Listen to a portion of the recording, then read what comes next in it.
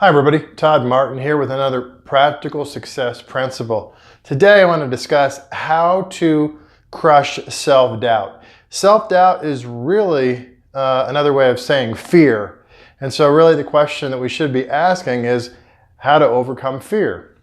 So number one, these are principles I try to use in my own life, is to start with by assessing is what's the root of the fear. Is the root of the fear health related? Is the root of the fear belief related, or maybe some of both? So let me give you some examples. Health related, if our gut is messed up or our adrenal system has been taxed for one reason or another, both of those things will cause us to be anxious, depressed, and overall stressed. And so if we're starting out at a place just feeling stressed, then that increases our sense of fear when we think it's trying something new. So my adrenal system was really beat up for a lot of years, and I got to the point where I was just constantly running on what I felt like was just, my adrenal system was just buzzing. So I was just living in this constant state of anxiety, and a new task or a new thing to do would just kind of send the stress right up to the top level, when maybe it wasn't a whole lot in and of itself, but because of my health, it was seeming a lot worse than it was. So those are some considerations that we might need to heal our gut and or heal our adrenal system to get our residual sense of stress down to a much lower level. Also, to help manage some of that, there are a bunch of different herbs, and I'm not going to discuss it here, you can look those up, but a bunch of different herbs and ways that you can take herbs and other supplements that are adaptogens. And adaptogens are just herbs that help the body cope better with stress and anxiety and help the adrenal system, help support the adrenal system. So number two, is it health or belief related? Are we talking about self-defeating beliefs and programs and self-talk that we got stuck in our brain?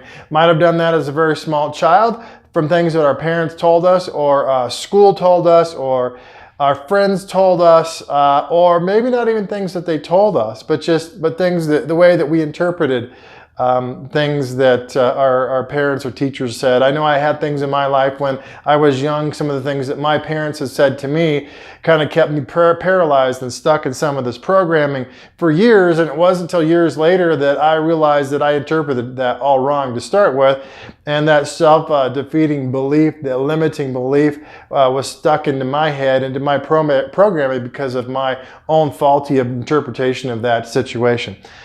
So some of the things that we can do there is work on retraining your brain. You can work on retraining your brain through affirmations.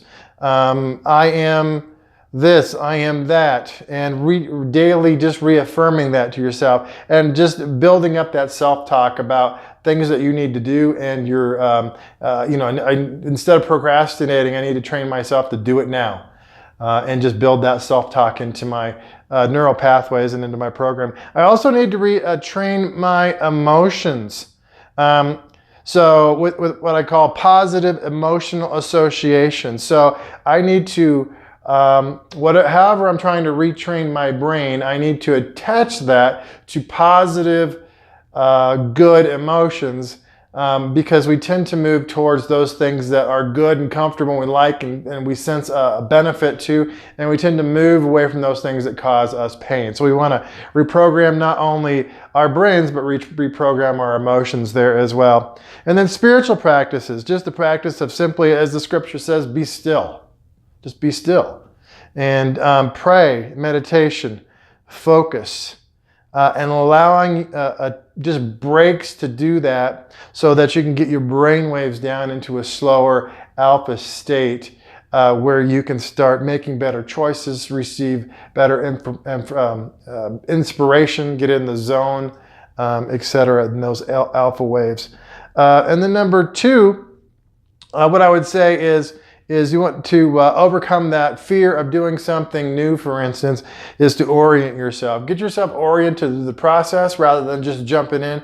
Orient yourself to what you're going to need to do. Get a clear understanding of what the process is or is going to be, or what's going to be required of you, and then make that checklist so you can kind of get a feeling for all the tasks or things that you're going to have to do in the process. And once you get that down and get some clarity, it's a lot easier to realize it's something that you can actually do and to work through. In that checklist, you're going to want to break things down into manageable tasks, bite-sized tasks. So if you create too large of a task, then it's never going to get done. Create them in small pieces and small tasks and create small activity goals so that you can accomplish that. And then finally, fourth, just start. Just start. The longer that you think about it after you hit this stage and break this down, the longer that you analyze and think about it, one, that causes stress right there, that elevates your sense of fear. So once you've got it down on paper, just start going after, checking off those activities, those tasks, and start getting through your goals. And then celebrate that. Look back at what you've accomplished after you've accomplished several steps to give yourself the motivation that you can continue with this and it isn't as hard or as fearful or as stressful as you thought it might have been.